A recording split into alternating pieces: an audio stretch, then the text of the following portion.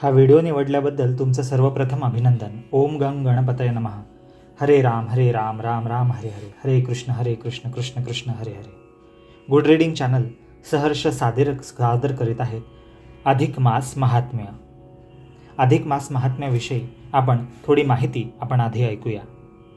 आपलं सण, उत्सव, व्रत, उपासना ही सर्व चांद्रमासाप्रमाणे म्हणजे चंद्राच्या गतीवरून ठरवलेली आहेत, पण ऋतू हे सौर मासाप्रमाणे म्हणजे सूर्याच्या गतीवरून ठरवलेले आहेत. ठराविक सण हे ठराविक महिन्यात किंवा ठराविक ऋतूत यावेत म्हणून त्या दोन्ही प्रकारच्या कालगणनेत मेळ घालण्यासाठी पंचांगकर्त्यांनी दर 3 वर्षात चंद्रमासाचा एक महिना अधिक म्हणून ठरवला आहे. या अधिक महिन्याला मलमास हे नाव दिले, परंतु या महिन्यात मंगल कार्याऐवजी विशेष अशी व्रत आणि पुण्यकारक कृत्य करण्यासाठी याला विशेष असे पुरुषोत्तम मास हे ईश्वराचे नाव दिले गेले आहे. दर 3 वर्षांनी अधिक महिना येतो, म्हणजे त्या वर्षात 12 महिन्यांऐवजी 13 मराठी महिने येतात.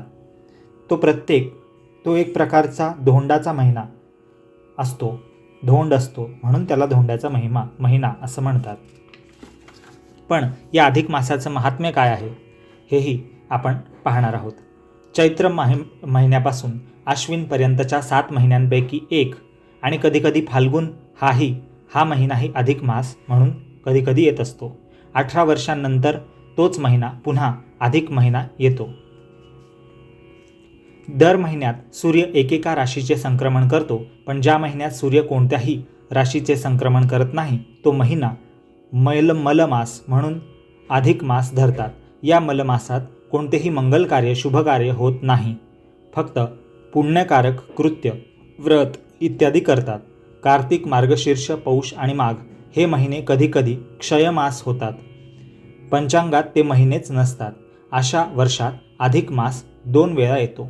त्या क्षयमासापूर्वीचा अधिक महिना पुण्यकृत्यांना वर्ज्य आहे. त्यानंतर येणारा दुसरा अधिक मास हाच पुरुषोत्तम मास धरावा लागतो.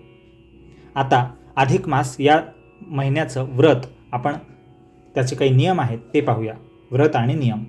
अधिक मासात सूर्य संक्रांत नसते. अशावेळी चंद्र सूर्याच्या गतीत फरक पडतो, म्हणून वातावरणातही ग्रहण काळाप्रमाणे विशेष असा बदल होत असतो. त्या बदलत्या वातावरणाचा परिणाम आपल्या प्रकृतीवर, तब्येतीवर अनिष्ट होऊ नये, वाईट होऊ नये म्हणून या महिन्याला शास्त्रकारांनी सांगितल्याप्रमाणे काही व्रत आणि नियम पाळले पाहिजेत. प्रकृती आणि परिस्थिती पाहून प्रत्येकाने या महिन्यात खालीलपैकी काही व्रत आणि नियम पाळले पाहिजेत. त्यामुळे आपणाला सुख, शांती, समाधान आणि प्रगती लाभते. म्हणून ह्या पुण्यकारक, मोक्षदायी आणि अधिक अशा मासाचे विशेष महत्त्व, अधिक मासाचे महात्म्य आहे. या महिन्यात दररोज पूर्ण महिनाभर श्री पुरुषोत्तम श्रीकृष्णाची पूजा करून ही व्रतकथा पोथी वाचावी, म्हणजे याच्यातली कथा वाचावी आणि तिच्या प्रती प्रथम दिवशीच ब्राह्मणाला, आप्तेष्टांना, मित्रमैत्रिणींना शक्य तेवढ्यांना त्या प्रती म्हणजे कॉपीज वाटाव्यात. शक्यतो दररोज एकच वेळ भोजन करावे. अधिक मासामध्ये जेवताना बोलू नये, मौन व्रत पाळावे, त्यामुळे आत्मबळ वाढते. निदान 1 दिवस तरी संपूर्ण उपोषण या अख्ख्या महिन्याभरात करावं आणि एकदा बिन आमंत्रणाचे कोणाच्याही घरी अयाचित भोजन ऐनवेळी करावं. तांबूलदान म्हणजे ब्राह्मणाला विडा दक्षिणा या महिन्यात द्यावी. त्यायोगे सौभाग्य वृद्धी, पुत्रलाभ आणि विशेष पुण्य प्राप्त होते. गोग्रास म्हणजे गाईला दररोज घास द्यावा, अन्न द्यावं आणि 1 दिवस पुरणाचे धोंडे करून आप्तेष्टांना अन्नदान करावं. अपूपदान म्हणजे 33 अनारसे जावयाला किंवा ब्राह्मणाला ताटासह दान द्यावेत. या अपूपदानात बत्तासे, खारका, सुपाऱ्या, फळं इत्यादी 33 या संख्येने द्यावे. आणखीन अधिक मासात आणखी नियम आहेत. सकाळी लवकर उठून तीळ, आवळ्याचे उटणं गोमूत्रात भिजवून अंगाला लावून शक्यतो थंड पाण्याने या महिन्यात स्नान करावं. अधिक मासात एकदा गंगा स्नान म्हणजे गोदावरी इत्यादी पवित्र नद्यांचं स्नान किंवा तीर्थामध्ये जाऊन स्नान करावं. दीपदान म्हणजे धातूचा दिवा करून ज्योतीसह म्हणजे पेटवलेला दिवा तो ब्राह्मणास दान द्यावा आणि त्यायोगे लक्ष्मी प्रसन्न होते. रोज देवदर्शन करावं. अधिक मासात एखादी तीर्थयात्रा तरी करावी आणि व्यसनमुक्तीचा संयमाने, संकल्पाने नियम पाळावा. आचार प्रथमो धर्म म्हणजे आचरण, विचरण सगळं आपलं आचरण चांगलं ठेवावं. धर्माचरणाचे पुण्य विशेष आहे. अधिक महिन्याच्या काही कथा आपण मराठीत पहिले समजून घेऊया आणि मग मराठी अधिक मासाची पोथी जी आहे ओवीबद्ध ती आपण आता पुढे वाचूया. अधिक महिन्याच्या काही कथा पाहूया. चौरंगावर किंवा पाटावर भगवान श्रीकृष्ण गोपाल मुरलीधर पुरुषोत्तमाची मूर्ती किंवा फोटो, तसबीर, चित्र मांडून कलशाखाली कलश स्थापन करून त्याच्या खाली चौरंगाच्या वर जे कलश आहे त्या कलशाच्या खाली म्हणजे त्या तांब्याच्या खाली तांदूळाची रास अष्टदलयुक्त करावी. म्हणजे 8 पाकळ्या असलेलं तांदूळाच्या बनवाव्यात आणि त्या कलशावर राधिकेसह कृष्ण मूर्ती स्थापन करून कलशामध्ये ताटली वगैरे ठेवून त्याच्यामध्ये कृष्ण आणि राधा यांचा मूर्ती किंवा फोटो वगैरे असं स्थापन करून त्यांची पूजा करावी. गणेशासह म्हणजे गणपतीसह, गणपतीची मूर्ती असेल तर ते, फोटो असेल किंवा सुपारी यांच्यासह पूजा करून ही कथा म्हणजे कहाणी अधिक मासाची किंवा ही ओवीबद्ध पोथी वाचावी किंवा ऐकावी आणि नंतर गोड नैवेद्य दाखवून गणेशाची आणि या पोथीत दिलेल्या पुरुषोत्तमाच्या आरत्या म्हणाव्यात आणि नंतर प्रसाद ग्रहण करावा, सगळ्यांना वाटावा, नमस्कार करावा, प्रार्थना करावी. असं हे व्रत आहे. निमिष नावाच्या तपोभूमीत ऋषीमुनी एकदा बसले होते. आता आपण कथा पाहतोय. त्यावेळी व्यासांचा शिष्य सूत नावाचा पुराणिक तेथे आला. त्याला शौनक नावाच्या एका वृद्ध ऋषीने विचारले की या जगातील लोकांची दुःख दूर व्हावीत, त्यांचे संसार सुखाचे समाधानाचे व्हावेत आणि सर्वत्र शांतता पसरावी, नांदावी, सुबत्ता नांदावी असं एखादं व्रत आम्हाला सांगाल काय? त्यावर सूतमुनी म्हणाले शौनकाला की ब्रह्मनारदीय पुराणातील अधिक मासाची कथा मी तुम्हाला सांगतो. त्यातील महान पुण्यकारक व्रत नियमामुळे सर्वांचं कल्याण होईल. एकदा नारद मुनी बद्रिकाश्रमात गेले. पाहतात तर तेथे स्वतः भगवान नारायण तप करत होते. नारदाने विचारले की भगवंता, तुम्ही तर सर्वात श्रेष्ठ आहात. असं असताना ही अशी तपसाधना करून तुम्ही कोणाचं चिंतन आणि ध्यान करतात? त्यावर भगवान विष्णू म्हणाले की नारदा, अरे माझ्याहीपेक्षा श्री पुरुषोत्तम मुरलीधर गोपाळकृष्ण श्रेष्ठ आहे. गोलोकात त्याची दिव्य चैतन्याची समर्थ अशी शक्तिमान मूर्ती आहे. त्याची आराधना मी करतो. आपल्या कालगणनेच्या चक्रात मलमासाचा पुरुषोत्तम मास हे नाव देऊन त्या पुरुषोत्तम श्रीकृष्णाने तो एक अधिक मास धन्य केला आहे. त्याला पुण्यफलदायी बनवला आहे. त्या 13व्या महिन्याची कथा मी तुला सांगतो, असं भगवान विष्णूंनी नारदाला सांगितलं. आता त्यांनी कोणती कथा सांगितली अधिक मासाच्या निमित्ताने ते ऐका. पांडवांची कथा. वनवासात असताना पांडव काम्यक वनात राहत होते. म्हणजे काम्यक नावाचं जंगल होतं. त्यावेळी एकदा त्यांना भेटण्यासाठी श्रीकृष्ण तिथे गेला. तेव्हा पांडवांचे आणि द्रौपदीचेही वनवासातील हाल पाहून त्याला खूप दुःख झाले. कौरवांचा कृष्णाला खूप राग आला, पण आता त्याचा काय उपयोग? पांडव म्हणाले की कृष्णा, तू आमचा पाठीराखा असताना आमच्या वाट्याला हा असा वनवास आला आहे. त्यावर कृष्ण म्हणाला की त्याला मी काय करणार? तुमचे कर्म, द्यूत क्रीडेचा छंद आणि पूर्वजन्मीचे अपराध यांचे फळच तुम्ही भोगत आहात. पांडव म्हणाले की पूर्वजन्मी आम्ही काय अपराध केले होते? श्रीकृष्ण म्हणाला की या द्रौपदीचा पूर्वजन्मीचा अपराध मी तुला सांगतो, ऐका. ही द्रौपदी पूर्वजन्मात मेधावी नावाच्या ब्राह्मणाची कन्या होती. तिचे आई वडील तिच्या लहानपणीच वारले आणि मग हिने मागच्या जन्मात शंकराची आराधना केली. मेधावतीची तपश्चर्या चालू असताना एकदा दुर्वास मुनी तिला म्हणाले की मुली, तू पुरुषोत्तमाची कृष्णाची पूजा कर, अधिक मासातील व्रत कर. त्या पुण्याईमुळे तुला उत्तम पती मिळेल, तुझे कल्याण होईल. त्यावर मेधावती म्हणाली की मुनिवर्य, भगवान शंकराची आराधना सोडून मी पुरुषोत्तमाची पूजा कशी करणार? मला त्या अधिक मासातील व्रताचं काही सांगू नका. मग दुर्वास मुनी रागावले आणि त्यांनी तिला शाप दिला की तू पुरुषोत्तम मासाला तुच्छ समजतेस, कमी समजतेस. याचा परिणाम म्हणून तुला पुढील जन्मी राणी झालीस तरी वनवास भोगावा लागेल. द्रौपदीच्या या मागील जन्मीच्या अपराधाची कथा कृष्णाने सांगितल्यावर पांडव म्हणाले की कृष्णा, तुझ्याच त्या पुरुषोत्तम रूपाची आणि त्या अधिक मासाची कथा आम्हाला आता तू सांग. त्या अधिक मासाचं तरी काय महत्त्व आहे आणि त्यातील व्रत न केल्याने आमच्या वाट्याला द्रौपदीलाही ही वनवासातील दुःख भोगणं प्राप्त झालं आहे. त्या अधिक मासाचं महात्म्य आम्हाला सांग. श्रीकृष्ण म्हणाले, ठीक आहे पांडवांनो, ऐका ती कथा. आपल्या कालगणनेत चंद्राच्या गतीवरून चंद्रमास म्हणजे चंद्राचा महिना हा 30 दिवसांचा एक महिना आणि 12 महिन्यांचे एक वर्ष असे 360 दिवसांचे हे वर्ष असते. परंतु सौर मासाचे एक वर्ष सुमारे 371 दिवसांचे असते.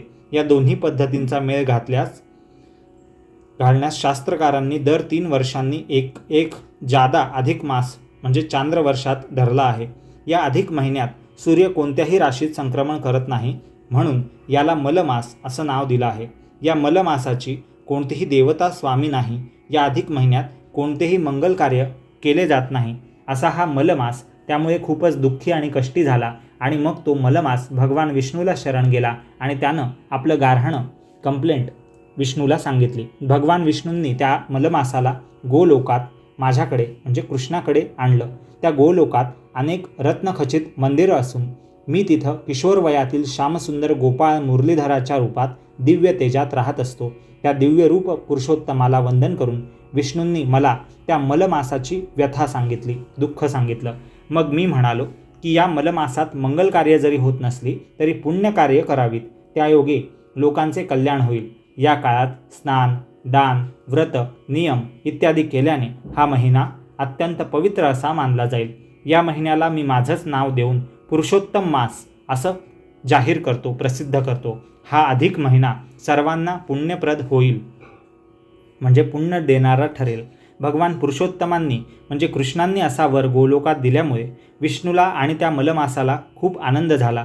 तेव्हापासून दर 3 वर्षांनी येणाऱ्या या मलमासात म्हणजे अधिक मासात, ज्याला पुरुषोत्तम मास हेही नाव आहे, या महिन्यात लोक पुण्यकृत्य करून धन्य होऊ लागले. पांडवांनो, तुम्ही आता तरी पुढे येणाऱ्या अधिक मासात ती व्रत करून धन्य व्हा.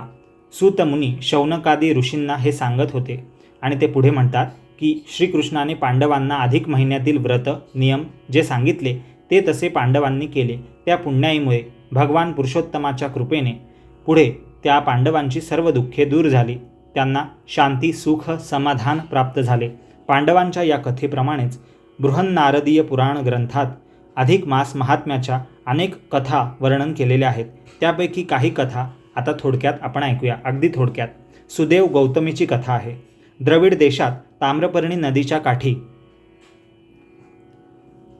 एक साध्या आश्रमात सुदेव आणि गौतमी हे जोडपे राहत होते, कपल.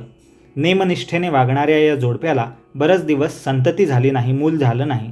त्यांनी घोर तपाचरण करून भगवान विष्णूला प्रसन्न करून घेतलं. भगवान विष्णू त्यांना म्हणाले की सुदेव ब्राह्मणा आणि गौतमी देवी, तुमच्या नशिबी संतान नाही, मूल नाही, दुसरा काहीतरी वरदान मागा. सुदेवाने गरुडाकडे केविलवाणे पाहिले, जे विष्णूंचं वाहन आहे.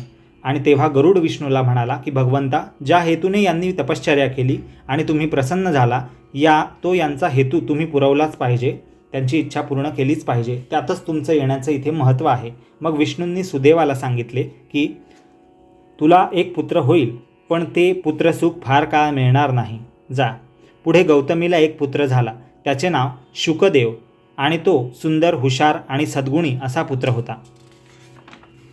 शुकदेव 12 वर्षांचा असताना एकदा तो आपल्या सोबत्यांसह मित्रांसोबत जलक्रीडा करत होता, पाण्यामध्ये खेळत होता. तो एकाएकी पाण्यात बुडला आणि मरण पावला. सुदेव आणि गौतमी यांना खूप दुःख झाले. पुत्राचे प्रेत मांडीवर घेऊन ती गौतमी माता महिनाभर तेथेच बसून राहिली. त्यावेळी पाऊसही सारखा चालू होता. तो महिना अधिक मासाचा होता.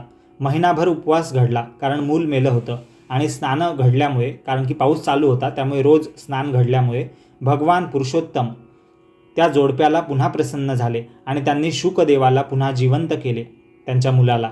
अशा प्रकारे सुदेव आणि गौतमी सुखी झाले. ही अधिक मासाची एक कथा आहे. आणखी एक कथा आहे का, दृढधन्व राजाची कथा.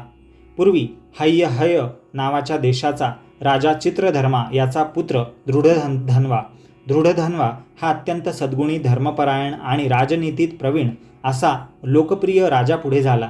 त्याची राणी गुणसुंदरी ही विदर्भ देशाची राजकन्या होती. पुढे या राजा राणीला 4 पुत्र झाले, एक कन्याही झाली. अशा या जोडप्याला संतती, संपत्ती आणि लौकिक म्हणजे भौतिक यांची काहीच उणीव नव्हती, कमतरता नव्हती, सगळी सुख होती. राजा राणी अत्यंत सुखात होती, चैनीत राहत होती. पण राजाला वाटे, दृढधन्वा राजाला, की हे इतकं सुख आपल्या वाट्याला कशामुळे आलं? या जन्मात आपण तर काहीच पुण्यकर्म केलेलं नाही. आपण सदैव नेहमीच सुखविलासातच मग्न असतो. मग अशा विचारातच तो राजा नेहमी गुंगून जायचा. एकदा तो अरण्यात म्हणजे जंगलात शिकारीला गेला असताना थकून विश्रांतीसाठी एका विशाल वृक्षाखाली, झाडाखाली बसला. तेव्हा त्या झाडाच्या फांदीवर एक पोपट आला.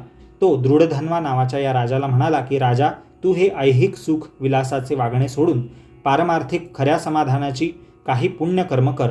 एवढं सांगून तो पोपट उडून गेला. राजाला खूपच नवल वाटलं. घरी आल्यावर दृढधन्वा राजा सारखा त्या पोपटाच्या संदेशाचा विचार करी. त्याला खाणेपिणेही सुचेना. राणी गुणसुंदरीही सारखी नवऱ्याची काळजी करू लागली. तेवढ्यात काही दिवसांनी वाल्मिकी मुनी तिथे आले. दृढधन्वा राजाने त्यांना ती पोपटाची हकीकत सांगितली आणि यामागचं कारण म्हणजे खुलासा विचारला. वाल्मिकी मुनी त्याला म्हणाले की दृढधन्वा राजा, तू धन्य आहेस, नशीबवान आहेस. अरे, पूर्वजन्मात म्हणजे मागच्या जन्मात तू द्रविड देशात म्हणजे दक्षिण भारतात सुदेव नावाचा तपस्वी होता.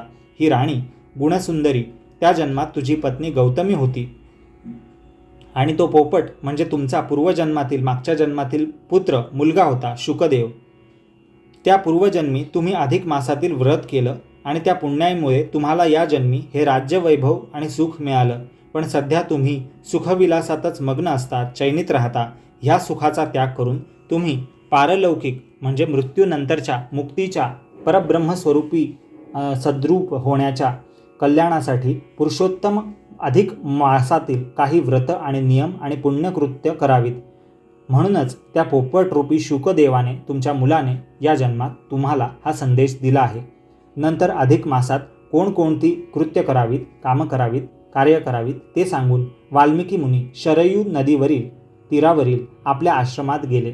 वाल्मिकींच्या सांगण्याप्रमाणे दृढधन्वा राजा आणि गुणसुंदरी राणी यांनी आपल्या पुत्राकडे राज्यकारभार सोपवून आपण वनवास केला आणि तेथे गंगास्नान, कंदमुळं खाऊन अधिक मासातील व्रत आणि दान वगैरे पुण्यकर्म निष्ठेने केले.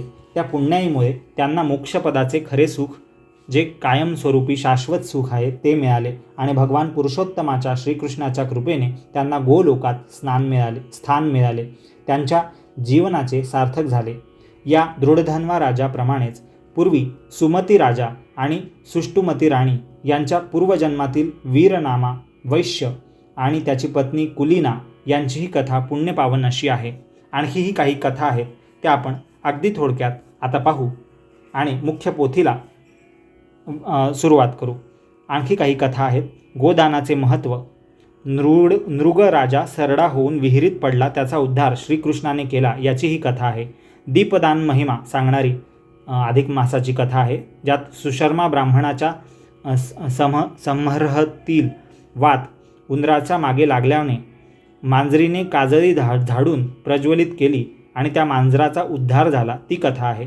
दीपपूजेबद्दल माहिती सांगणारी एक कथा आहे अधिक मासातली, की मथुरेतील विमला आणि सुशीला या सवती होत्या, म्हणजे त्यांचा पती एक होता, त्या सवत होत्या. मत्सरामुळे एकमेकांचा राग असल्यामुळे दिव्याचा अपमान विमलेने केला आणि तिला शेवटी दुःख झालं, ही कथा आहे दीपपूजेची. आणि अधिक मासात मणिग्रीव शूद्राने दीपपूजा व्रत केल्यामुळे पुढे त्याला राज्यवैभव प्राप्त झाले, त्याची पण एक कथा आहे. आणि उपवासाचे पुण्यदान सांगणारी एक कथा आहे. काशीतील चंद्रेश्वरी देवतेचे पूर्वजन्मीची कथा तिथे आहे. तसेच मंगळागौरीच्या कोमलेची कथा इत्यादीही आहे. तसंच कदर्य नावाच्या फळे चोरणाऱ्या गृहस्थाच्या पुढील जन्मी वानर जन्म मिळाला त्याला, पण त्या वानरालाही अधिक मासातील स्नान आणि उपवास अशी पुण्यकर्म घडली नकळत, त्याच्या उद्धाराची कथा पण आहे.